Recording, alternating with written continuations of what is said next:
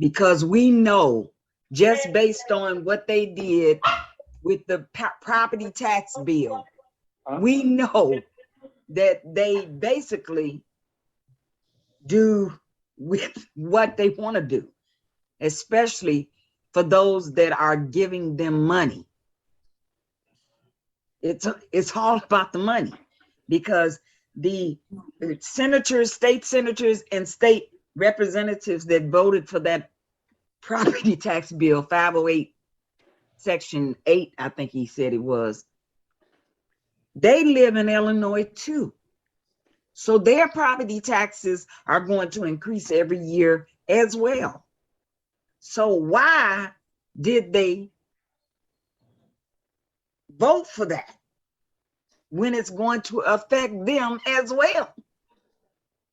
Other than there must be something they're getting over and beyond that caused them to do it. Hello. So, right there. I mean, if it was me, I would have a side step to be able to gravitate to, because I'm right there in the mix. You know, I'm right there making the pancakes, molding the burgers. burgers. I'm but gonna you know what? The side step. Most of them are not getting anything. You take Deborah Martin Myers from Olympia Fields. She's catching hell on her property taxes. And why she will vote for that crazy bill when she's already crying the blues that every bill she put on in committee to deal with property taxes, the chairman of the finance committee kills her bill. So that's a story. She didn't want to go along with it. That's not something that she wrote up. But for those who did write it up and they live in Illinois, oh yeah, they got a way out. They got a sidestep. Yeah. I'm not so sure about that. What was the bill that was rejected? Well, the House Bill 4130 didn't even get out of committee. But I'm talking about the bills that got passed. That was SB 508 Section 5. That's going to raise your taxes every year. So that person who wrote that bill, that group, they know the inside of the sidestep. The other people, just because they sit next to them in that room, they may not be aware of it. Just like we sitting here, and there's some things that we're not aware of. That's why we don't get the discounts. You know, we don't know how to write up or how to label our stuff. That's right. We don't know the technological process they use to get the bills out of committee and to the other side of the table. Bullies who wrote the bills and got them passed. And so we got to learn that process, y'all. We have to learn that process, because guess what? Our children are the ones that are going to come behind us, that we're going to pass this mantle on to. And if we don't show them how the process works so they know how to use it, they're going to be doing the same thing 30 years from now that we're doing today. Just like we're doing the same thing today that they did 50 years ago. Come on. And not only that, we have to make the change. They won't stay here. We're the ones sitting here putting up with all this garbage for 53 years. We have been saddled with Article 15. I'm sorry. I'm about ready to spit out my military talk. Article 15. I got too many of those. I don't know what you're talking about. Right. I mean, Article 13, Section 5. They voted, but the thing about it, only 37% of us went to the poll in December of 1970 and voted for that garbage. Only And 37% of us. yes, only the other 67% stayed at home. Okay. 63. And so when they stayed home, what happened? They voted for real. And so now, Oh, well, whatever. 53 years later, everybody's talking about how bad the pension crisis is. And when they voted for HB 1 and House Bill 1, they knew that before they voted for that bill, they needed to have put on the ballot a constitutional amendment to change the language that would give them the authority to make changes. They didn't do that.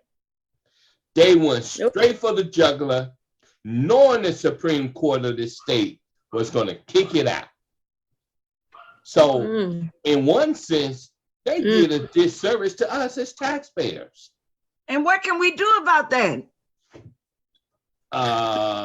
Find somebody to run against some of them and vote them out. That's the only thing. Somebody who's going to vote. Somebody who's going to vote.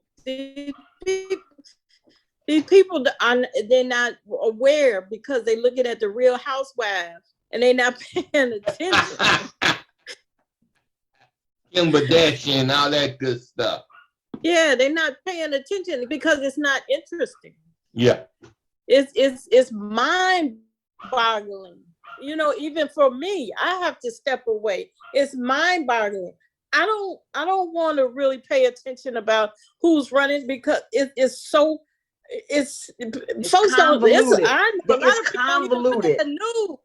Yeah. They don't even look at the news. And the cable has it so well you don't have the news because you got the Fire Stick and you don't get the news but you got the Fire Stick. From what I understand. Yeah, you get the news. You get the news. You guys got to look. You got to work a little harder to get it. To find it. Okay, because I speak to so many people that don't even know what's going on. How can you not pay attention and live in this world and then say, "Oh well, that's I just deal with it. I don't like it, but I'll just deal with it." Oh, look, I know some people. I say, did you hear about that catastrophe that the whole world is talking about?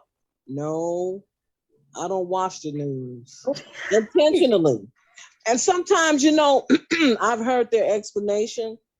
And I remember when Barack was running and my mama's blood pressure was up every day because she was just on edge every day. And I just finally told her, look, you're going to have to stop watching that because it's really making your blood pressure go up. And so she was just didn't like the things they were saying about Barack and you know, and so I have one aunt who just refuses to watch anything because some people that do have anxiety, that kind of stuff gives them anxiety attacks. Yeah, it gives me anxiety. Right. I have to step away. Right. Yes, absolutely. I consciously will just throw some jazz on if I feel my cortisol. Like I know when I'm stressed out. Yeah. And so what I do, I try to do more like speed news watching. So I will go to the stations and I won't watch the commercials and I'll speed through and I'll get the gist of what I need to get. And then if it's something that I really need to go in depth in, I'll spend a little more time with that. But I try not to have it consume me so where, you know, is just like affecting me. But I just do news like I did in high school every day or whenever we'd have our, I forgot which class that was, but we would have to come back and we would have to do current events. You had to know what current events were. You had to be able to tell what happened in the news. And so that's why we were interested in the world and what was going on, because it was a journalism class, and the teachers made you come back with current events. Yeah.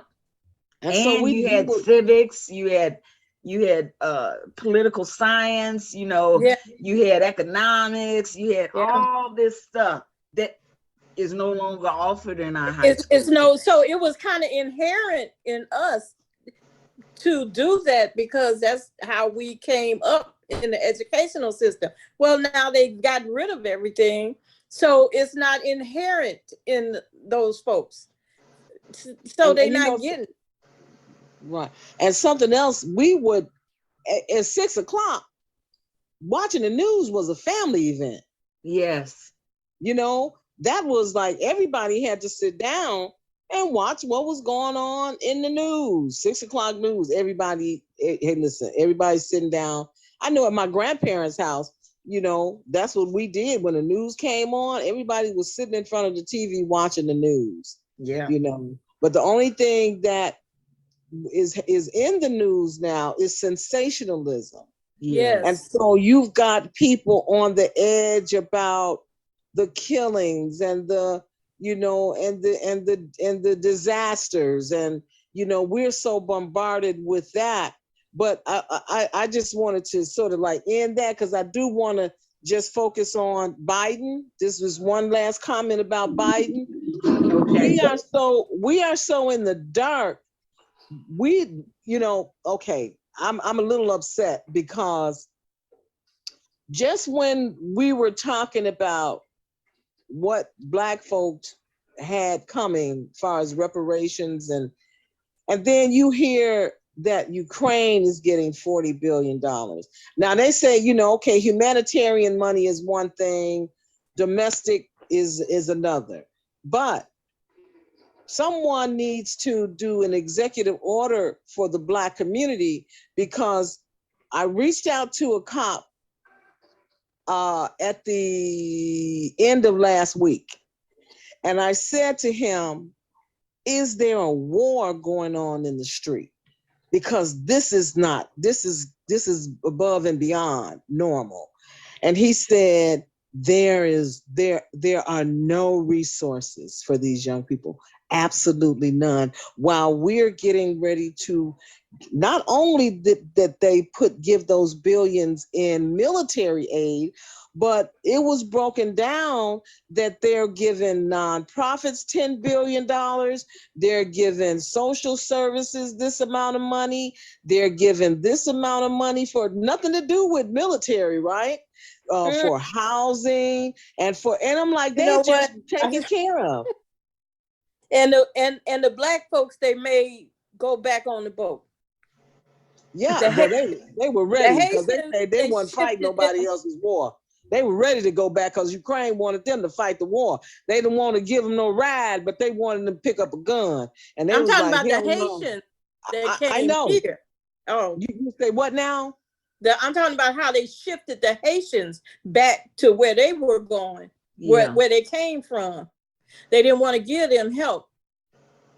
Right. You're right. They justify it. They justify it by saying it was a natural disaster. So natural disasters are different than aid for a refugee of war. They killed the president. How was that a natural disaster? No, I'm saying what I'm saying is that it's not right. I don't think it's right, but how they justify it is, if there is a natural disaster, that doesn't give you the right to enter into another country. Mm-hmm. If you are made to leave your country based upon war, that is a different pot of money. And so I'm not saying that is right. I'm just saying that's how it's been all throughout American history. Mm-hmm. The thing is how do we get repaired ourselves? Because the end result of what has happened to us throughout history is self-evident today with our children. And we have to look at what's causing it. because there is an internal, external explosion within our community. And one of the things that the vets, in my opinion, is just my opinion, is that there is a relationship to the lead. And in our schools, when they close those schools down, right before they closed the schools down, all the schools were being tested with high levels of lead. Now that was about 10 years ago. Now you've got 10-year-olds then that are now in their 20s, and they're wreaking havoc. And no one took those children and analyzed them. They just kicked them out of all the schools, closed them down, took all the piping out. So no one would investigate that this is a correlation between what happened then and what's happening now. So I am working now that's a deep piece right there, Miss Lebet. Oh yeah, I'm working with this brother because he wants to do a study on the relation between lead and crime, because there is a relationship between high lead levels and crime. And so right now we've got a disaster that's happening within our community, and these children, they need to be analyzed. They need to be hospitalized, not put in jail. Listen, you know what? Absolutely, it needs to be a holistic treatment.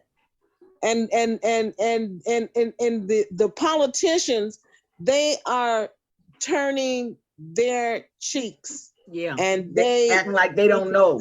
They're right, because it is, they have families. But anyway, we're in a precarious situation, and we need to bring these things up. So that's part of the conversation we need to be having with our president. See, I disagree that things that we're going to be talking about are at the local level, and we shouldn't share them with the president. We should share them. He needs to know what's going on at the local level from our perspective, because obviously our state reps and our state senators aren't telling him. They're voting for stuff to make everybody's property taxes go up. They were going to put a 1-cent tax on your beverages. Come on, everybody's trying to raise everything and have the people at the bottom pay for it. I think Jerome wanted to speak. Okay, go on, Jerome. Jerome? Yes, hello. Yes, sir. Go Yeah, right I'm sorry. on. The floor is I'm kind of yours. here. I'm kind of here at work, so so I'm just kind of listening in. Okay. I still just believe that we have to have a way of identifying all of these important issues that so that they can be addressed. And I think that's one of the main concerns that I have with the election, because we've been dealing with these politicians forever, and I think they've lost their luster as far as knowing that they're supposed to be in there to serve us. Right. And they're not doing that. It seems like they got everything twisted. Exactly. They talk the talk, they wear the stiff neck suits, and once they get in, they go on vacation. And there's no accountability. No accountability. I'm sorry, just let me say, we need to start identifying people, Jerome. Yeah, exactly. That is, and it's such corruption, within, the choices, right? And it's like, who can we groom? A lot of us that's been around, we don't want to be the same old, because we know how that goes, but we do need fresh faces. And so I think the more we work within our communities, the more we'll get to know who those people are, and we can start to identify some folks. Yeah. Mm-hmm. So I'd like to invite each of you to take just a moment to use the chat area to write down 1 or 2 comments that you would like us to send to the president, so that I have that from you, from each of you. And I think that our discussion today has uncovered a whole lot in terms of how we really feel about what's going on in our communities and how those issues are being addressed. I've heard each of you speak, and it sounds to me like we all are saying the same thing, that our representatives are not representing our views.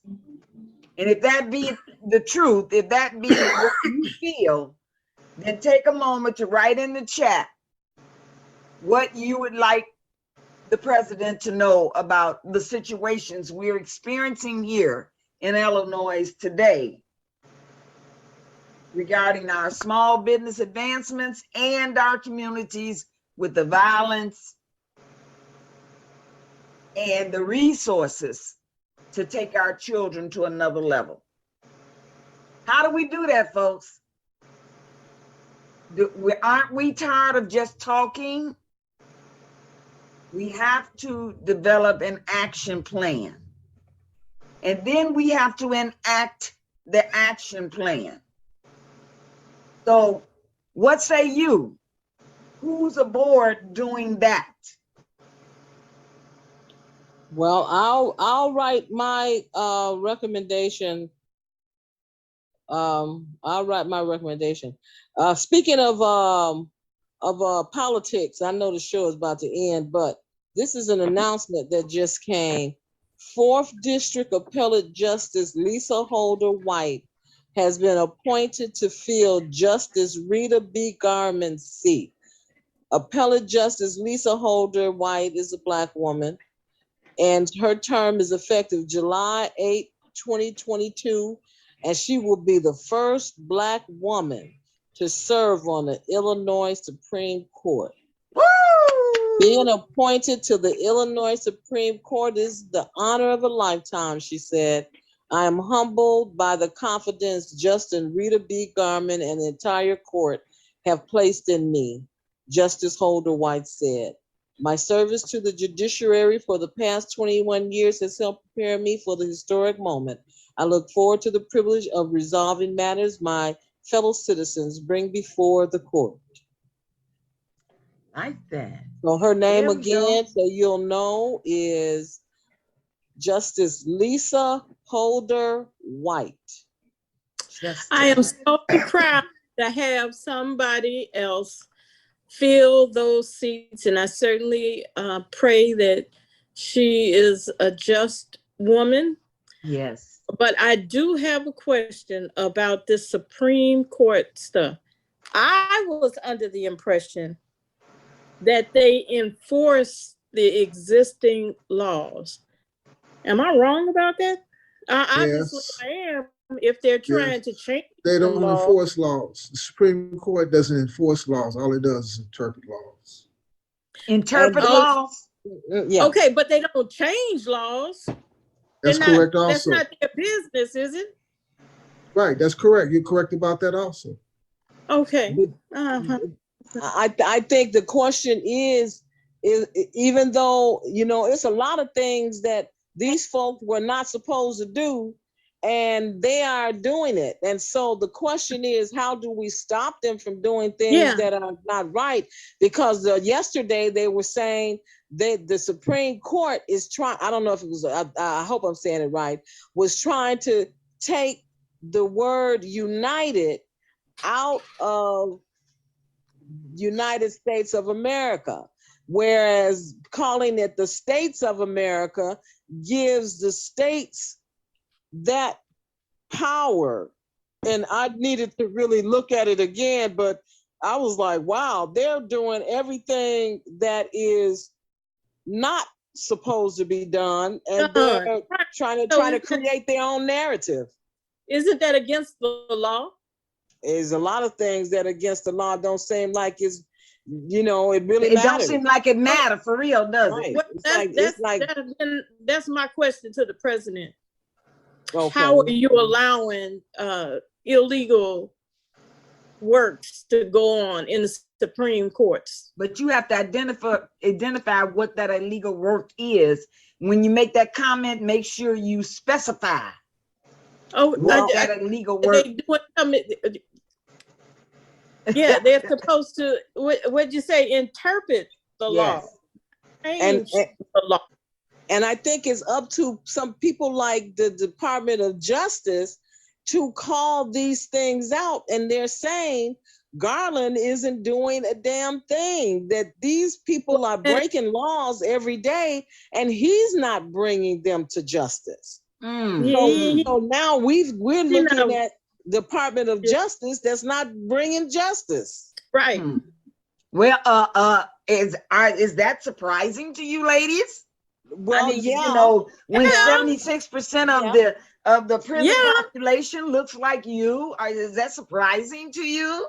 Welcome to the show, Pastor Abiatha Carroll. How are you? Excuse me, everybody. I gotta go. Just want you to know, cutting off. Emergency just came up. Okay. Thank you so much for joining us, Mr. Jackson. We really appreciate you.